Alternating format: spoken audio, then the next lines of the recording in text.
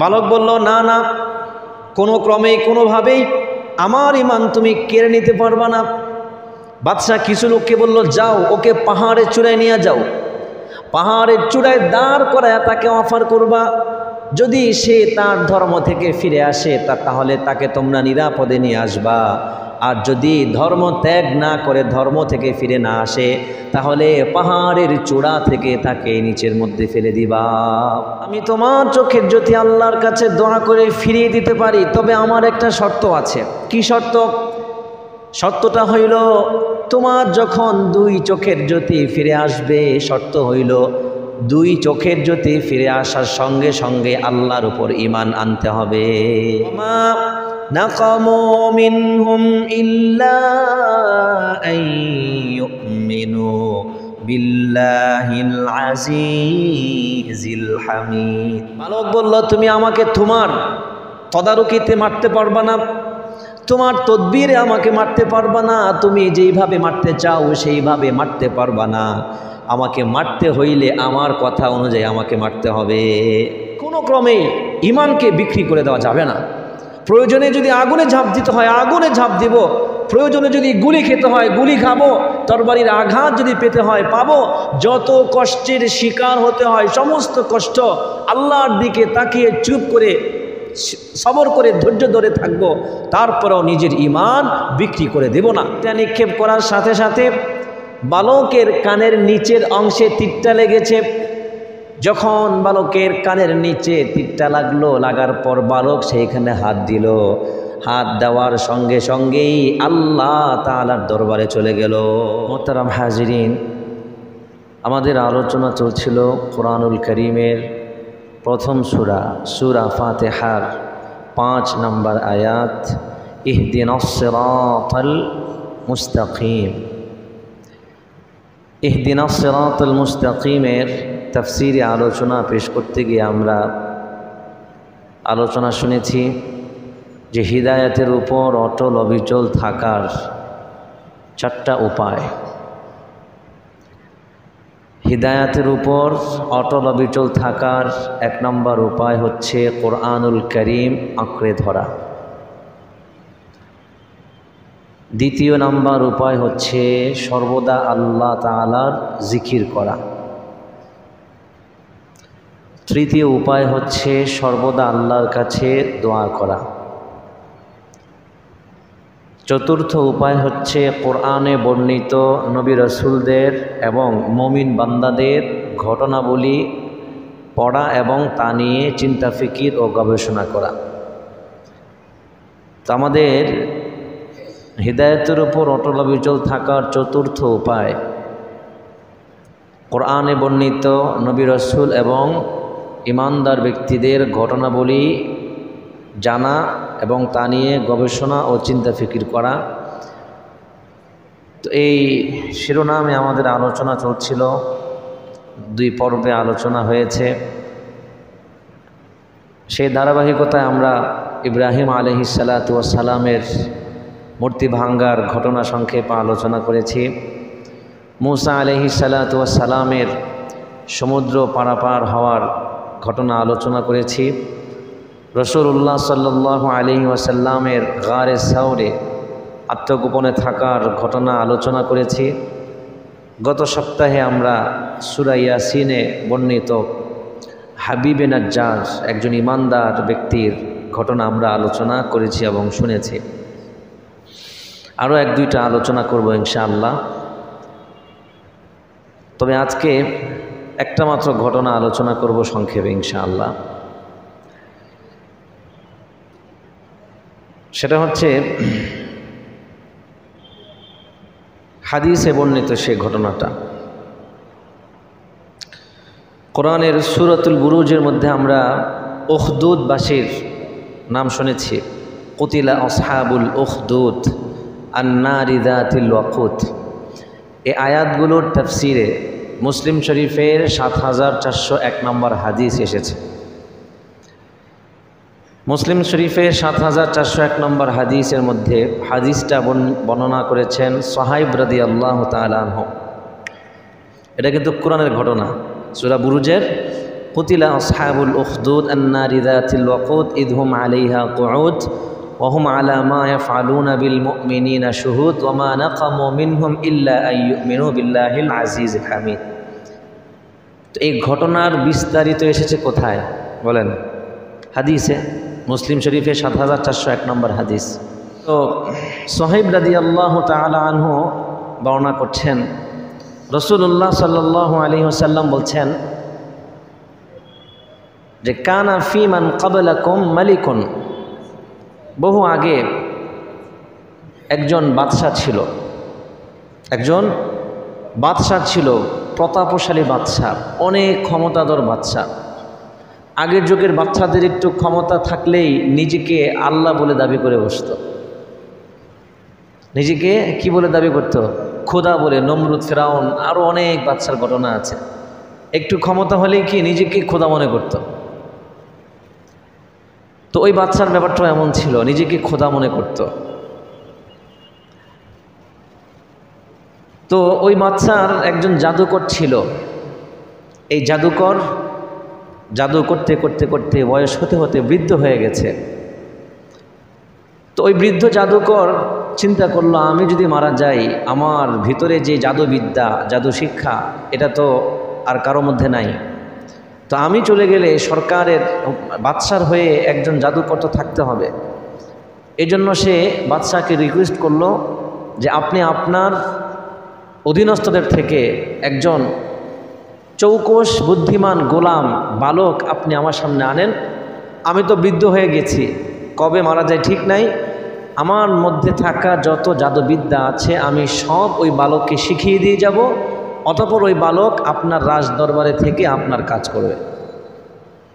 তো বাদশাহ অনেক খোঁজাখুঁজি করে একজন বালক ঠিক করলো, পরিচয় করায় দিল এবং তার কি কাজ সেটাও বলে দিল যে তুমি প্রতিদিন জাদুকরের কাছে যাইবা, তার বাড়িতে যাইবা, গিয়ে তার কাছ থেকে জাদুবিদ্যা শিখবা।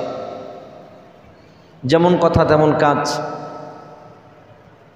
তো এই বালক প্রতিদিন বাড়ি থেকে জাদুকরের বাড়িতে যেত, জাদুবিদ্যা শিখত। একদিন পথিমধ্যে একজন রাহেব, দরবেশ তথা আল্লাহতে বিশ্বাসী মুমিন একজন দরবেশের সাথে তার সাক্ষাৎ। তো দরবেশের সাথে সাক্ষাৎ হওয়ার পর দরবেশ তাকে আল্লাহ পাকের কথা, বিভিন্ন নিয়ামতের কথা, আল্লাহ পাকের একত্ববাদের কথা তাকে বলতে লাগলো, বিভিন্নভাবে নসিহা পেশ করতে লাগলো। তো একদিন চলে গেল, দ্বিতীয় দিন আবার জাদুকরের কাছে যাওয়ার পথে আবার ওই দরবেশের কাছে বসলো। দরবেশ আবার তাকে কিছু নসিহা করলো। এইভাবে নসিহা শুনতে শুনতে ওই দরবেশের কথাগুলো তার মন কেড়ে নিয়েছে। দরবেশের কথাগুলো তার কাছে খুব ভালো লাগা শুরু করলো। হাদিসের মধ্যে এসেছে আজাবাহু, গোলামের কাছে ওই দরবেশের কথা অনেক ভালো লাগা শুরু করলো। এজন্য বাড়ি থেকে যাওয়ার কথা জাদুকরের কাছে, কিন্তু জাদুকরের কাছে লেট করে যায়, আগে যায় কার কাছে? দরবেশের কাছে। এইভাবে যখন বালকটি দেরি করে ওই জাদুকর ব্যক্তির কাছে লেট করে যাওয়া শুরু করলো, জাদুকর তাকে মারধর করা শুরু করলো। কি ব্যাপার, তোমার এখন দেরি হচ্ছে কেন? আগে তো ঠিক টাইমে আসতা, কিন্তু এখন প্রতিদিন তুমি একটু একটু লেট করে আসতেছো। বালক মার খেলো। বাড়িতে যাওয়ার পথে আবার দরবেশের কাছে গেল। দরবেশের কাছে গিয়ে বলল, হে দরবেশ, এমন এমন ব্যাপার, আপনার কাছে নসিহা শোনার কারণে আমার লেট হয়ে যায়, এই জন্য ওই জাদুকর ব্যক্তি আমাকে মারধর করে। দরবেশ রাহেব তাকে শিখিয়ে দিল, তুমি যখন লেট করে যাইবা আমার কাছ থেকে জাদুকরের কাছে, তখন বলবা বাড়িতে একটু সমস্যা হয়েছে, এই জন্য লেট হয়েছে। আবার যখন বাড়িতে যেতে তোমার লেট হবে, তখন বাড়িতে বলবা যে ওই জাদুকরের কারণে আমার আসতে একটু লেট হয়ে গেছে। তো এইভাবে দিন চলতেছে। একদিন দরবেশের কাছ থেকে বিদায় নিয়ে সে যাবে জাদুকরের কাছে। তো পথিমধ্যে একটা হিংস্র প্রাণী দেখতে পেল। হিংস্র প্রাণী রাস্তার মধ্যে রাস্তা আটকে দিয়েছে। ওই পাশে অনেকগুলো মানুষ, তারা এই পাশে আর আসতে পারতেছে না। তখন তার মাথায় বুদ্ধি আসলো যে আজকে আমি জাস্টিফাই করব যে জাদুকর ভালো নাকি রাহেব দরবেশ ভালো, আল্লাহর কাছে কে ভালো। এজন্য সে একটা হাতের মধ্যে পাথর নিল, পাথর নিয়ে বলল, হে আল্লাহ, তোমার কাছে যদি জাদুকরের চাইতে এই রাহেব দরবেশ বাবার কাজকর্ম তোমার কাছে বেশি ভালো লেগে থাকে, তাহলে আমি এই পাথরটি নিক্ষেপ করার দ্বারা হিংস্র প্রাণীর গায়ে যখন লাগবে তখন যেন হিংস্র প্রাণীটা মরে যায়। আমি যদি এই পাথরটা নিক্ষেপ করি আর রাহেব দরবেশের বিষয়টা, দরবেশের কথাবার্তা, দরবেশের ধর্ম যদি আপনার কাছে জাদুকর ব্যক্তির চাইতে বেশি ভালো লেগে থাকে, তাহলে এই পাথর নিক্ষেপ করার সাথে সাথেই যেন ওই প্রাণীটা মারা যায়। আল্লাহর কাছে প্রমাণ চাইল। এই কথা বলে বালকটা ওই পাথর নিক্ষেপ করলো। পাথরটা নিক্ষেপ করার সাথে সাথে যখন হিংস্র প্রাণীর গায়ে লাগলো, সঙ্গে সঙ্গে হিংস্র প্রাণী মারা গেল। তো এই দৃশ্য কিন্তু ওই পাশ থেকে মানুষরা দেখতেছে। তো মানুষরা দেখি বালকটাকে অনেক বড় কিছু মনে করলো, যে সে অনেক কিছু হয়তো জানে।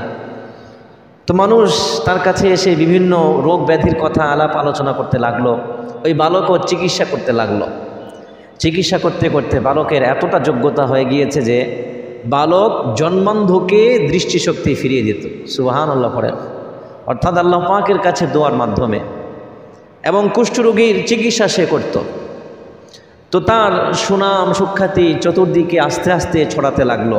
ছড়াতে ছড়াতে ওই যে বাচ্চা, ওই বাচ্চার দরবারে সভাসদ বর্গের একজন ব্যক্তি ছিল যে জন্মান্ধ, জন্ম থেকে সে কিছু দেখে না।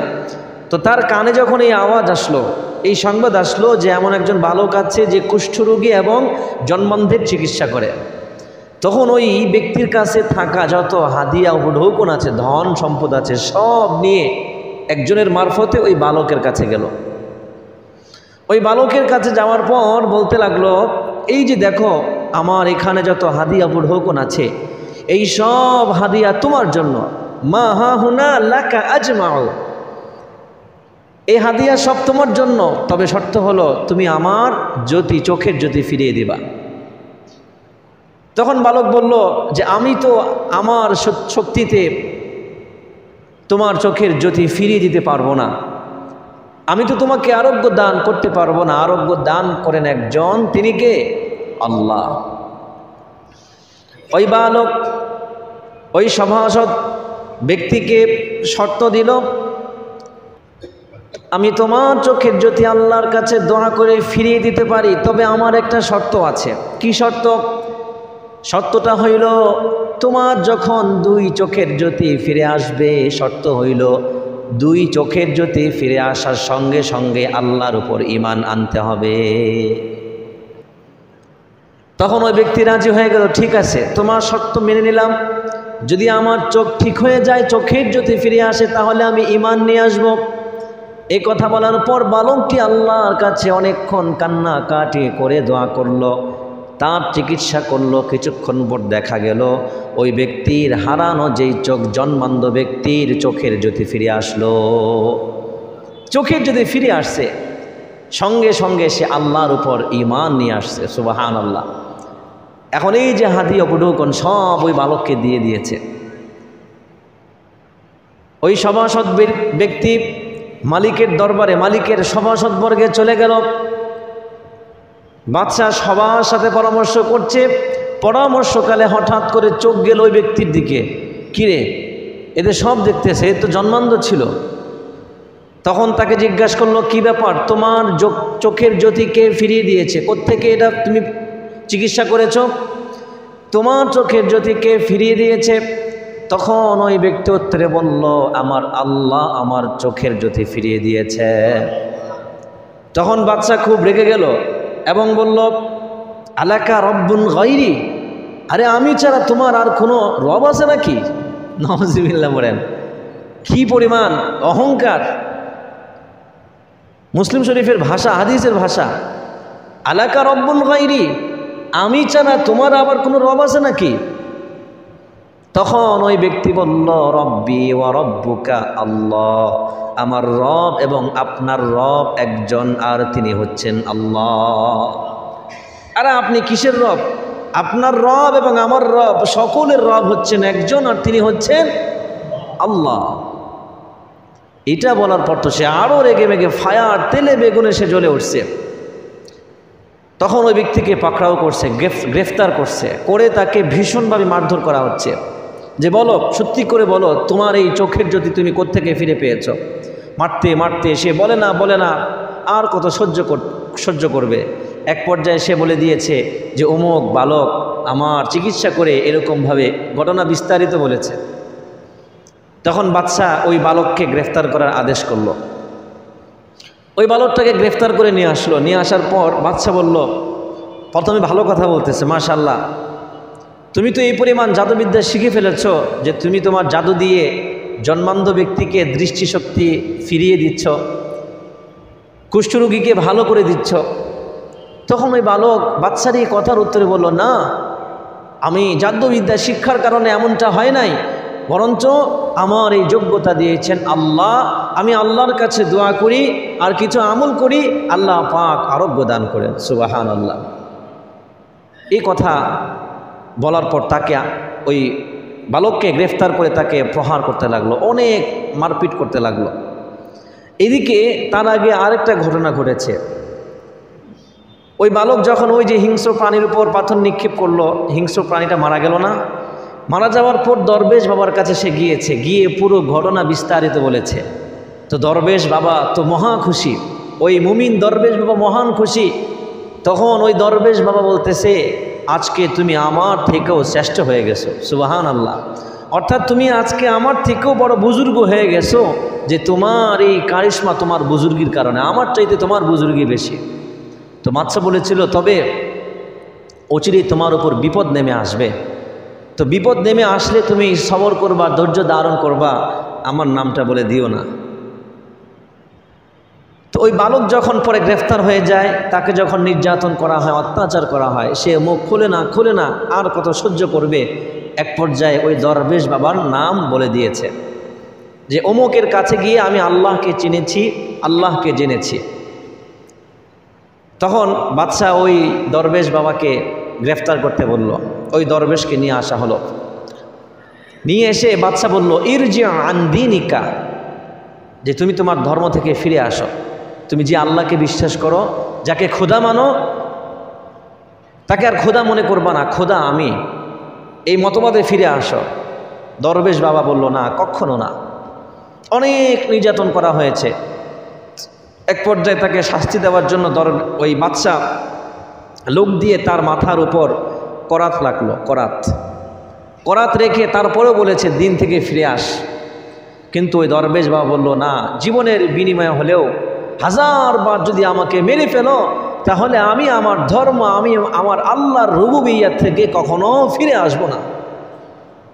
অনেক চেষ্টা করা হয়েছে, অনেক বোঝানো হয়েছে, সম্ভব হয় নাই। এক পর্যায়ে করাত দিয়ে তার মাথা, তার পুরো দেহটাকে দ্বিখণ্ডিত করে দেওয়া হয়েছে। এরপর ওই যে সভাসদবর্গে থাকা ব্যক্তি, তাকেও বলা হলো, ইরজি আন দীনিকা, তুই তোর ধর্ম থেকে ফিরে আস, আমাকে আবার খোদা মানা শুরু কর। ওই ব্যক্তি বলল, না না না, জান যাবে, জান চলে যাক, প্রাণ যাবে, প্রাণ চলে যাক, যত নির্যাতন আমার সাথে করা হোক, তারপরেও আমি আমার আল্লাহ থেকে বিশ্বাস কখনো উঠাবো না।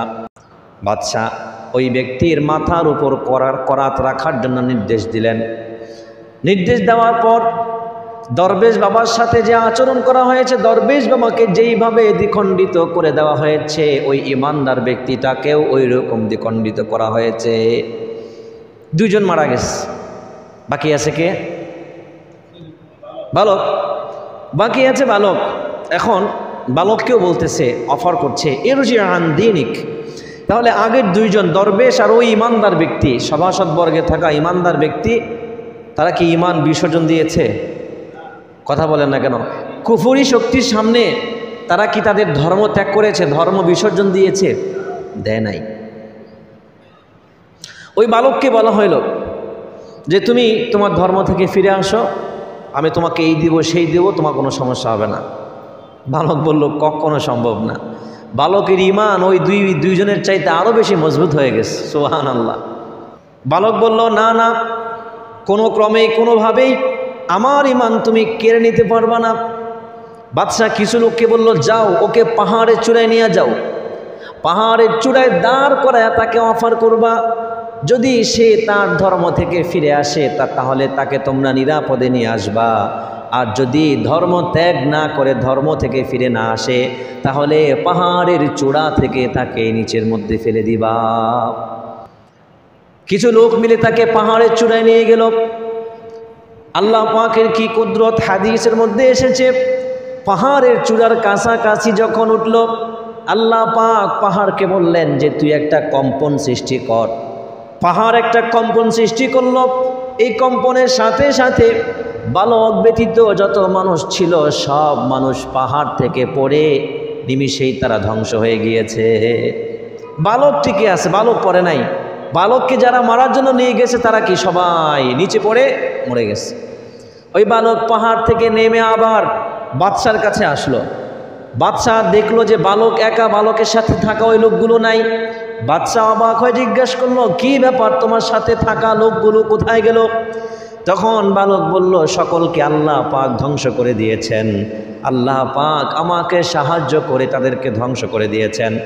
বাদশাহ বলল, এবার কিছু লোককে বলল, নির্দেশ করলো, যাও এই বালককে বেঁধে নিয়ে যাও, নৌকায় করে সমুদ্রের মাঝখানে নিয়ে যাও।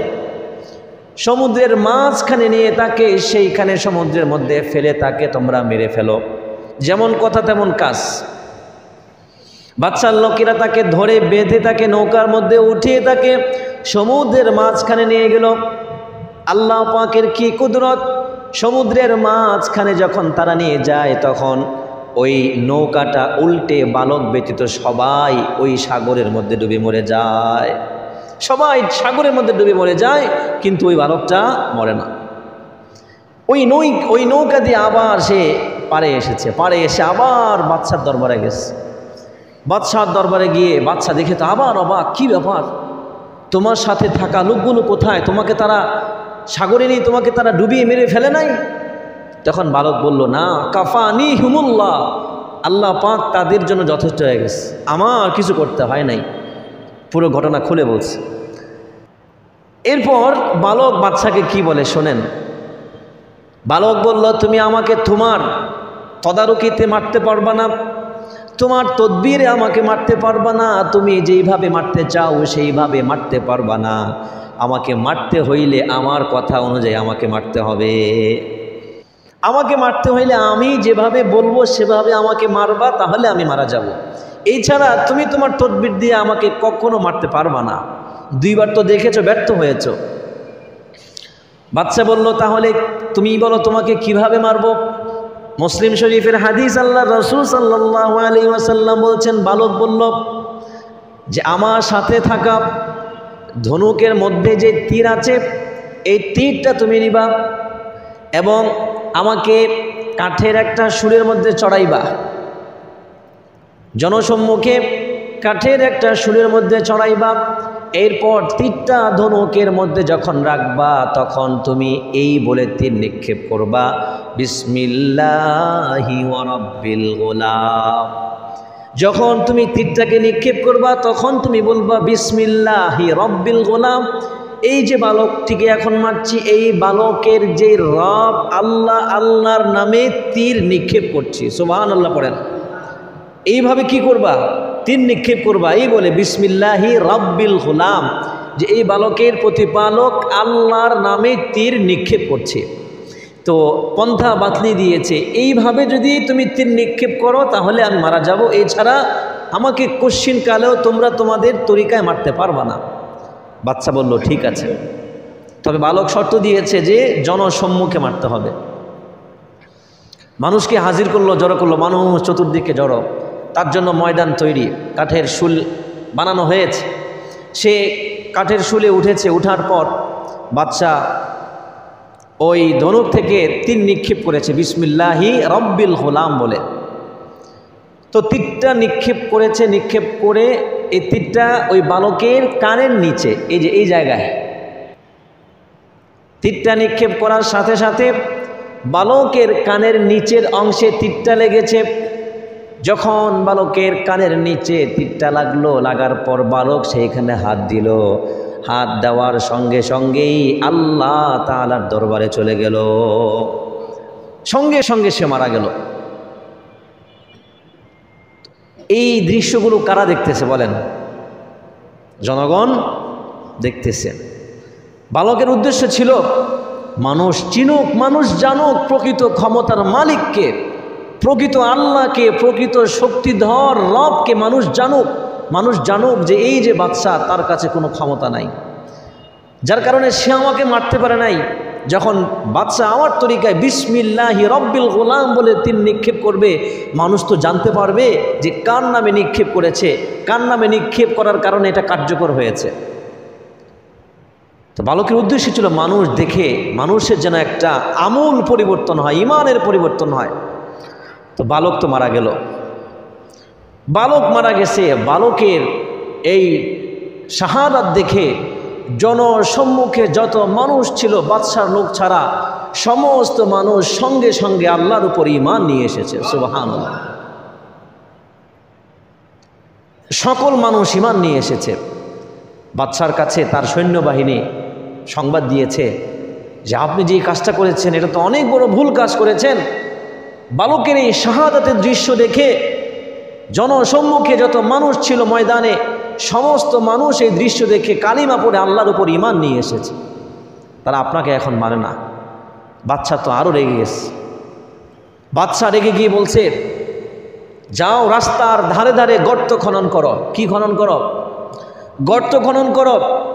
যারা আমার ধর্ম ত্যাগ করে, যারা আল্লাহর ধর্ম গ্রহণ করেছে, যারা আল্লাহকে বিশ্বাস করেছে, ওই বালকের রবের উপর যারা ঈমান এনেছে, তাদের সকলকে গর্তে নিক্ষেপ করা হবে। গর্ত খনন করে সেখানে আগুন প্রজ্বলিত করো, আগুন জ্বালাও। যেমন আদেশ তেমন কাজ।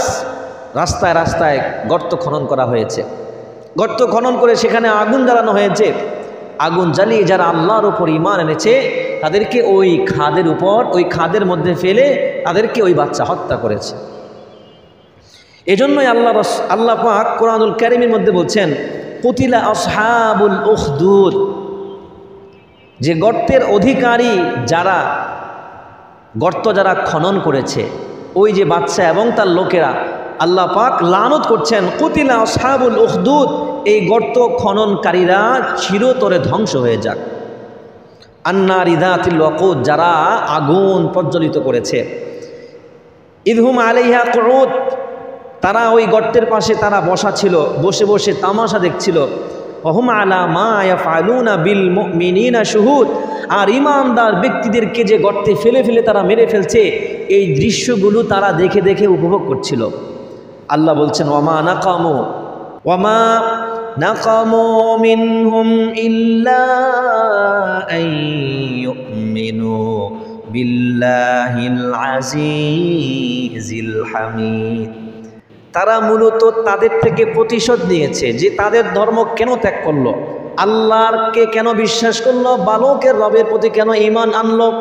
এই জন্য বাদশা সহ সকলে কি করেছে? প্রতিশোধ নিয়েছে। আল্লাহ বলছেন তারা তাদের থেকে প্রতিশোধ নিয়েছে কেবলমাত্র উদ্দেশ্য একটা, কারণ একটা কারণেই তাদের থেকে প্রতিশোধ নিয়েছে, আর সেটা হচ্ছে আইয়ুমিনু বিল্লাহিল আজিজিল হামিদ, পরাক্রমশালী প্রশংসিত আল্লাহর উপর ওই ব্যক্তিরা ঈমান এনেছিল। এই কারণেই তারা কি করছে? প্রতিশোধ নিয়েছে। হাদিসে একদম শেষাংশে এসেছে, এক মহিলা, এক মা এই দৃশ্য দেখে সেও ঈমান এনেছে। এখন তাকে তো গর্তে ঝাঁপ দিতে হবে, ঝাঁপ না দিলে তারা এসে জোর করে তাকে গর্তে ফেলে দিবে। এখন তার কোলে একটা বাচ্চা, এখন এই বাচ্চাটার কারণে সে গর্তে ঝাঁপ দিতে ইতস্ততা বোধ করছিল, ভয় পাচ্ছিল যে আমার বাচ্চাটা তো মারা যাবে, আমার বাচ্চাটার তো কোনো দোষ নাই, আমি কিভাবে আমার বাচ্চাটাকে নিয়ে নিজ হাতে কিভাবে বাচ্চাটাকে নিয়ে আগুনে আমি ঝাঁপ দিব। এই জন্য সে এক পা আগাচ্ছিল আর দুই পা পিছাচ্ছিল। আল্লাহ পাকের কি কুদরত! আল্লাহ পাক যখন দেখলেন এই মহিলার এই অবস্থা, সঙ্গে সঙ্গে ওই মহিলার কোলে থাকা বাচ্চার জবান খুলে দিয়েছেন। সুবহানাল্লাহ। ওই বাচ্চার জবান আল্লাহ পাক খুলে দিয়েছেন। ওই বাচ্চা বলতেছে, ইসবিরি, হে মা, আগুনে ঝাঁপ দিয়ে তুমি ধৈর্য ধারণ করো, তুমি কেন আগুনে ঝাঁপ দিচ্ছ না? ফাইন্নাকা আলাল হাক্কি, কেননা তুমি তো সত্যের উপর আছো। সুবহানাল্লাহ, তুমি সত্য ধর্মে আছো। ফাইন্নাকি আলাল হাক্কি, যাও আমাকে নিয়ে তুমি আগুনে ঝাঁপ দাও। এই কথা বলার সঙ্গে সঙ্গে ওই মহিলা বাচ্চাকে নিয়ে আগুনে ঝাঁপ দিলেন, শহীদ হয়ে গেল। সুবহানাল্লাহ। তো আল্লাহ পাক পরবর্তীতে ওই বাচ্চা সহ তার সৈন্যবাহিনীকে ধ্বংস করে দিয়েছেন। কিন্তু যারা আল্লাহর উপর ঈমান এনেছে, দরবেশ, সভাসদবর্গে থাকা ওই ঈমানদার ব্যক্তি এবং বালক, তারা আল্লাহ পাকের কাছে যে ঈমানের পরীক্ষা দিয়েছে, এই ঈমানের পরীক্ষায় কি তারা সফলকাম হয়েছে কি হয় নাই? কথা বলেন। এবং তাদেরকে দেখে যারা ঈমান এনেছে, ওই ব্যক্তিদেরকে যে আগুনে নিক্ষেপ করা হয়েছে, গর্তের মধ্যে ফেলে দেওয়া হয়েছে, ঈমানের পরীক্ষায় তারাও কি সফল হয়েছে কি হয় নাই? তারাও সফল হয়েছে। এই ঘটনা আমাদের জন্য শিক্ষা যে কোনো ক্রমেই ঈমানকে বিক্রি করে দেওয়া যাবে না। প্রয়োজনে যদি আগুনে ঝাঁপ দিতে হয় আগুনে ঝাঁপ দিব, প্রয়োজনে যদি গুলি খেতে হয় গুলি খাবো, তরবারির আঘাত যদি পেতে হয় পাবো, যত কষ্টের শিকার হতে হয় সমস্ত কষ্ট আল্লাহর দিকে তাকিয়ে চুপ করে সবর করে ধৈর্য ধরে থাকবো, তারপরেও নিজের ঈমান বিক্রি করে দেব না। বেলাল হাবশি রাদিয়াল্লাহু তাআলা আনহু, ওনাকে কত নির্যাতন করা হয়েছে, ওনার মুখে শুধু একটাই কথা, আহাদ আহাদ আহাদ, আমার আল্লাহ এক। আহাদ আহাদ, আমার আল্লাহ এক। যতই আমাকে নির্যাতন করো, উত্তপ্ত বালুর মধ্যে গরম পাথর তার উপর দিয়ে চাপিয়ে দেওয়া হয়েছে, এরপরেও তিনি কি ঈমান থেকে এক চুল পরিমাণ পিছপা হন নাই, পিছু হটেন নাই। ঈমানের পরীক্ষায় তিনি জিতেছেন। মুসাইলামাতুল কাজ্জাব আল্লাহ রাসূলের ইন্তেকালের পর প্রথম একজন নবী দাবি করে, আপনারা জানেন। তো মুসাইলামাতুল কাজ্জাবের আমলে যায়েদ ইবনে খুজাইমা আল আনসারী রাদিয়াল্লাহু তাআলা আনহু, মুসাইলামাতুল কাজ্জাব তাকে গ্রেফতার করেছে। গ্রেফতার করে বলতেছে, আমাকে নবী মান। উনি বলল, না, তোকে আমি নবী মানবো না, তুই মিথ্যা নবী। নবী একজন, তিনি হচ্ছেন মুহাম্মাদুর রাসূলুল্লাহ সাল্লাল্লাহু আলাইহি ওয়াসাল্লাম। তার এক হাত কেটে দেওয়া হয়েছে। এক হাত কেটে দিয়েছি, আমাকে নবী হিসেবে মান্য কর, না হলে আরেক হাত কেটে দিব। তখন তিনি উত্তরে বললেন, তুমি যদি আমার সমস্ত অঙ্গ প্রত্যঙ্গ কেটেও ফেলো, তারপরেও তোমাকে আমি নবী বলে বিশ্বাস করব না। আমার নবী একজন, আর তিনি হচ্ছেন মুহাম্মাদুর রাসূলুল্লাহ সাল্লাল্লাহু আলাইহি ওয়াসাল্লাম। তাকে মারতে মারতে তাকেও শহীদ করে দেওয়া হয়েছে। এরকম অসংখ্য ঘটনা আছে, ইতিহাসের পাতায় আছে, হাদিসের পাতায় আছে। আজকে যে ঘটনা আলোচনা করেছে এটা কোথায় আছে? কোরআনের। আল্লাহ রাব্বুল আলামিন আমাদের ঈমানকে মজবুত করে দেন, বলুন আমিন। কোনো জালিমের জুলুমের ভয় যেন আমরা আমাদের ঈমানকে বিক্রি করে দিতে না পারি। এই যে আপনারা জানেন, গাজীপুর টঙ্গীর যে ইমাম মহিবুল্লাহ মাদানী, উনি বৃদ্ধ মানুষ, ওনার অবস্থা আপনারা জানেন যে ওনাকে গুম করা হয়েছে ইসকন কর্তৃক। করার পর যখন এটা ছড়িয়ে পড়েছে, তখন তাকে আবার প্রশাসন তাকে থানায় নিয়েছে। থানায় নিয়ে তাকে বিভিন্ন ভয় দেখিয়েছে। তো তিনি ভয়তে আবার বলা শুরু করলেন যে আমাকে গুম করা হয় নাই। শুনছেন না আপনারা? শুনছেন তো না? যে আমাকে গুম করা হয় না, আমার মন চাইছিল আমি ওখানে গেছি, ওখান থেকে টিকিট কেটে ওখানে গেছি, আমার মন চাইছিল একটা শিকল নিয়ে গাছের মধ্যে বেঁধে উলঙ্গ হয়ে শুয়ে থাকতে, আমি শুয়ে গেছি। এরকম একটা হাস্যকর। অনেক শীত ছিল, আমার পায়জামায় পেশাব লাগছিল, অনেক শীত ছিল, তো পেশাব যেহেতু লাগছিল এই জন্য আমার মন চাইছিল আমি পায়জামাটা খুলে ফেলছি। তো এরকম উনি ভয়ে উনি কী করছেন? মিথ্যা স্বীকারোক্তি দিয়েছেন। তো এগুলো তো আমরা সবাই বুঝতে পারি। কিন্তু বিপরীতে আরও অসংখ্য বহু ওলামায়ে কেরাম আছেন, তাদের ঈমানকে প্রশাসন বিন্দু মাত্র টলাতে পারে নাই। তা আমরা সাহাবাওয়ালা ঈমান চাই, আমরা এই বালকের মতো ঈমান চাই আল্লাহর কাছে, আমরা আল্লাহর কাছে এই দরবেশের মতো ঈমান চাই, সভাসদবর্গে থাকা ওই ঈমানদার ব্যক্তির মতো ঈমান চাই। আমরা এই যে জনগণ যারা এই দৃশ্য দেখে ঈমান এনেছে, আল্লাহ রাব্বুল আলামিনের কাছে আমরা ওই রকম ঈমান চাই। আল্লাহ পাক ওই রকম ঈমান আমাদের সকলকে দান করুন, বলুন আমিন।